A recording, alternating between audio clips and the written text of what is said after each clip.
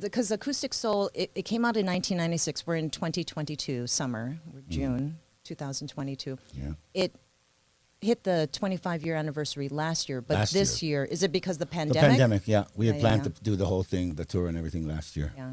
Was that something that somebody else spurned you on? It's just like, oh, you could do the 10-year, you know, like class reunions. Like 10 years is too early. Yeah, I feel bad. I haven't been to a single class reunion. For the 25th anniversary, Mark Tarone, who I used to work with years ago, I started working with him again, helping me with bookings and stuff like that. And he had mentioned to me that, hey, you know, 25th anniversary, it's a huge milestone and blah, blah, blah. We should think about this. He said, you know, a couple of years ago, he said, you might want to do something, you know, maybe remaster the album, add a couple, just something. You know, every year I go to the West Coast and the East Coast, you know, those certain places that I play at that a lot of Hawaiian music lovers, and we might take it on the road, actually, this show. Gives you something to you know, promote, and people just love the songs. You know, that's been the awesome thing is that back when I was in New York trying to, you know, trying to sign to a major label and all this stuff, it was just education, of course, on just what the music business is really about. But when it comes down to it, it's all about songs, you know, and besides all the crap that you got to, you know, put up with, you got to have songs. So, you know, thankfully the songs have held up, you know, and I know people love the island style. It's just like, I get stories to this day, like people come up to me in, you know, Foodland or whatever at the airport and tell me like this story about the song. So it's awesome that it's still alive in people's, you know, hearts. So that's a cool thing. But the island style is like, what a way to open the album. So I'm not a singer-songwriter. I don't play any music. I just listen to music. I'm always wondering how an artist, when you do have an album, why is it in this order? And do you prefer people when they do get your album, it's just like, cool, okay, good, you can listen to it however way. But there's a reason why it's in that order. And having CDs now, you can shuffle it, Spotify, sound, you know, everything's a shuffle. But back in the day, vinyl, right? You, like side A, you had to just listen to it, flip it over. Are you that passionate about like, come on, you know, I mean, approach it this way? Pretty manic and like the fade's way too short. You know, if shade has to go out, you know, a little longer, and then the space between when that song ends and how many, you know, how long the time is before the next song starts, and how it starts, and that's all like, you know, some of the like later decisions that have to be made when you're recording a record and you know, producing it, putting the order together, and all that can be manic. I watched one time. I watched Jackson Brown stop by his studio, just like, you know, just to say hi. I happened to be in LA, and I watched him in his studio for about 45 minutes, like just trying to get the time when a song ended and the next one's gonna start. I mean, he cares so much, you know, like he was like, I don't know, you know, like, and he's like, oh man, great to see you, but I'm concentrating on something. And he was going through this process, and I was like, hey, I totally understand, man. You know what I mean? Totally, because he thought it was like, oh, look at this. You know, he was, you know, you don't want people to see certain things that, you know, those things aren't meant to be. Supposedly, those are meant so that nobody notices anything, you know? And you're just in the experience. Yeah, you're just in the experience. But, you know, the thought that goes into it sometimes is crazy. You know, like how long that fade is going to be, how fast the fade is going to be, what's the last, like, audible word or whatever that, you know, I mean, it can get pretty... especially nowadays with digital recording, you know? Because when it was analog... you know, you didn't have as many choices to make, and if you didn't have to do that much work, you know, it's like there's only certain things you can do, and you try to do them. Now with digital recording, it's crazy about how many decisions don't get made. You were saying before Acoustic Soul, your debut album, you had performed with other artists. Are you credited as personnel, or were you just like hired studio musician? A little bit of everything, yep. Well, you know, one thing about Acoustic Soul that was awesome was that I had returned to Hawaii, and I instantly was in my brother Ernie's band, All Crater Boys. Ernie Cruz Jr. Yeah. So I was singing, Island Style, Shine On, Limbo at the Shell, sold out Shell show and wherever, before it was even recorded. Yeah. People who were into Hawaiian music, local music, had heard those songs and loved them already. So when the album came out, it was like, oh, yeah, the okay. audience already. Then the radio stations were like, when is this thing going to be finished? When is it? So that's totally what a gift from my brother Ernie. Be so generous, and Troy, Ernie and Troy, to be so generous with their stage time. Well, that was like half the battle was kind of there. But of course, the song, it was just the right song at the right time and all that kind of stuff. Was there a lot of fiddling with it? With like the lyrics came to you and Well, with the not music? much fiddling at all with the song. As far Was as it writing easy, relatively?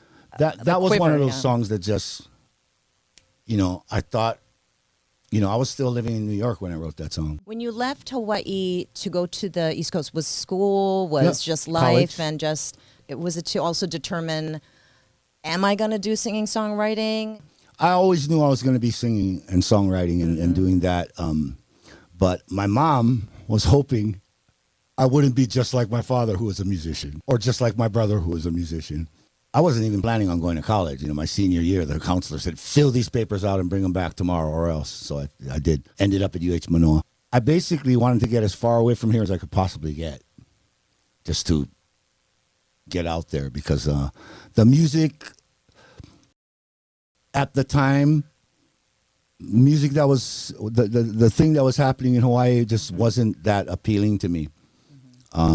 It was after the Renaissance has kind of happened. The musical and cultural thing was just going and was awesome. There still wasn't any stations that played local music, so writing your own music wasn't really encouraged as a musician in Hawaii. You're Well, that's still what they kinda, told you. Yeah, That's what, Yeah, you're still kind of judged in Hawaii as a musician. It's like, oh, what can you play? What do you mean you can't play puahone? Like, oh, you play slaki? Well, you got to play Hilave, of course, or the standards. Yeah, the C&K song.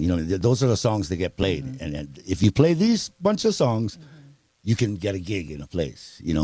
So the Renaissance, for context, would be like Sunday Manoa. Sunday Manoa, Olomana, Country Comfort. I hear that you reference Country Comfort quite a bit. Yeah. Were they like, did you get a chance to perform, interact with, get any kind of mentorship with anyone? Not back then. Yeah. When I came back to Hawaii, met Randy Lorenzo, who had been a musical idol of mine forever. Was living with Eugene Matsumura, who was a drummer in Country Comfort. I lived with him and his mom for like 5-6 years. I could see the Hawaiian thing was just starting, like right before I left. Oh, that's Brother like Nolan had sort of just came out. 1980s. Yeah. Yeah, 82, 83, something yeah. like that. It was like just early, and could kind of see what was happening there. At the very beginning of that kind of stuff that was going on, but there still weren't any stations playing. There's KCCN AM. They would play contemporary Hawaiian would be like the C&K and certain Kalapana tracks. Would make Sea Breeze. It would, Sea Breeze would make it onto your adult contemporary station or whatever with all the hits. But when you the talk about hits. Hawaiian, like the Hawaiian music station would play Hawaiian language, Hawaiian music and artists primarily. Yeah, exactly. And it was on AM. Okay. That was on AM. Yeah. And the only thing that got played on the other stations were Country Comfort, Olomana, C&K, stuff that wasn't Kalapana. Folk rock kind of almost. So the whole independent music scene that exploded in the mid to late 80s, and FM 100. And then all the islands started having that, and they needed stuff to play, So then all these groups were self-producing or just going to any studio, doing 9 covers and maybe an original, and then coming out and Hawaii, that people were hungry for it, Hawaiian listening audience, and so that it launched that whole period of the contemporary Hawaiian music. The part that I was part of was that area where it was, Hawaiian style band was already out. Because I was living in New York City. My brother Ernie, whenever a new band would come out in Hawaii, he'd send me a cassette, Days of the Cassette. He'd tell me like, oh, you remember so-and-so guys? I go, yeah. I go, they just put out a album, so I'm gonna, so he would send me it just to keep me, In the loop, in the loop as to what was going on in Hawaii. Whenever I would come back for a little visit, okay, so-and-so them are playing this night. We just go take a quick run through town and see who was playing where, it was the whole Jubilees and all that sort of, what were the bands then? Like, I guess, Ho'aikane, maybe not yet Ho'aikane, but Simplicity, Brother Walter, Butch Halimanu. Yeah. That stuff was going on. And at first that thing was, Hawaiian, you know what I mean? The very beginnings of Hawaiian stuff. They had a name for it. Yeah, it took a while to get to, They had a name for it, and so it was easy to push that stuff, right? Yeah. Because up until then, well, when the stuff first came out, unfortunately, it wasn't well produced. But Olomana's albums were well produced because Jim Linkner was involved with it. Kalapana albums were well produced because they were fabulous musicians. And so stuff that wasn't well produced did not get on the radio. As opposed to when the whole stuff that was poorly produced got on the radio. It was cool, actually, because if you're somebody who's chalangalang on your porch, hey, wait a minute, I can sound like that, whatever. And it's cool. People love it because then the listeners are like, hey, it's relatable. That's relatable, relatable, right?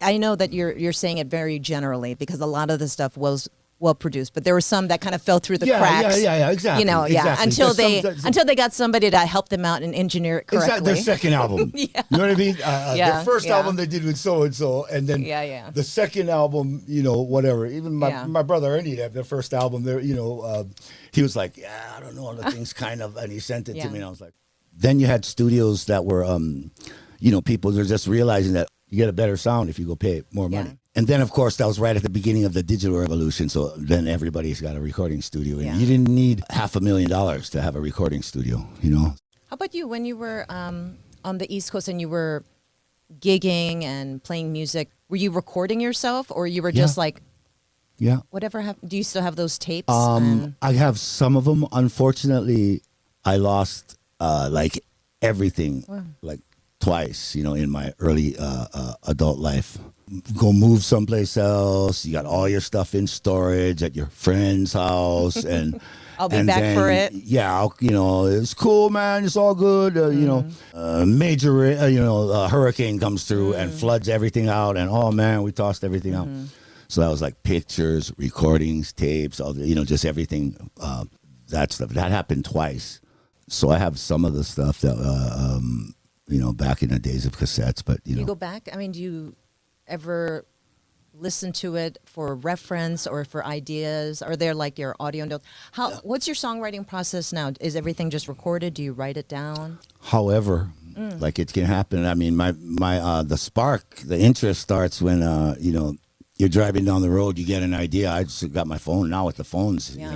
I just sing a bass line or a drum track and then sing then just whatever little phrase. I just sing it and save it, and then every once in a while, when I'm sitting down and, consciously trying to work on something, hey, I remember that one idea, and you guys go back, find it, see if there's anything really there. Because, of course, when you have that spark, it's like, whoa. And it's a good idea to, as soon as possible, try to expand on that. Because sometimes if you don't, the vibe and the state of mind you were in just kind of, you lose it.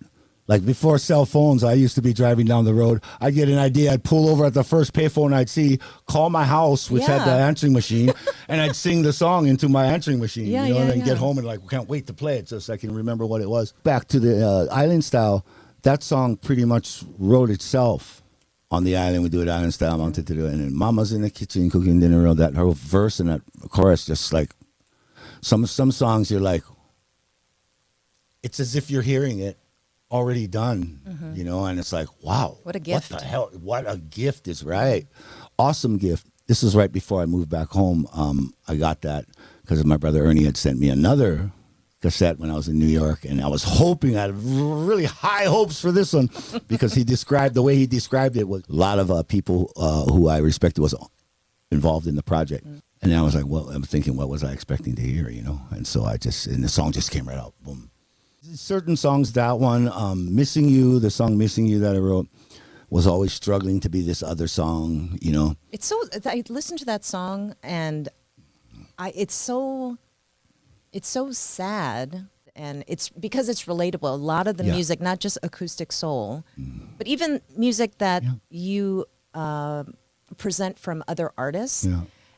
It's wonderful that you continue that storytelling mood and vibe. You have a really unique take on the music.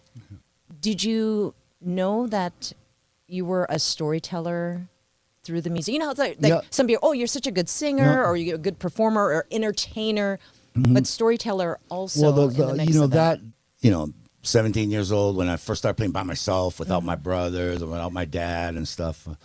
I was at freshman at UH, and I was doing a solo gig down at Buzz's Steakhouse next to Varsity Theater there, and just playing songs. You know, it's like, okay, I gotta have a 4-hour gig. I gotta have all these songs to play. Yeah. How do you keep a crowd engaged? You know, it's like a lot of people think that, well, you learn all the covers that people know, and you play those because people know them, and for one, you'll get the gig. You know what I mean? Because you play all these songs everybody knows, and for two, people will pay attention, which I found that's not really the case. They'll pay attention for about 5 seconds and 10 seconds and go, oh, I know this song. Oh, this sounds nice. And then go back to whatever they're doing. Really, how to engage someone is to engage them somehow with a story. You know, I got a good friend of mine, Johnny Helm, who's so awesome. Like, you know, before he's trying to play his cover songs, you know, and whatnot. And then, you know, engaging crowd. And now it's just like he gets up, he's like, hey, a blue shirt, blah, blah. It's all total engagement. And it's a blast. Yeah. You know, the only thing he's not doing, which I keep giving him for, is I comes here and play, and he never plays his originals. Maybe he might play one original, and I'm like, bro. He's like, yeah, but nobody knows my song. How are they going to know it? You're the only one who sings it. Thank you. You're the only one who sings it.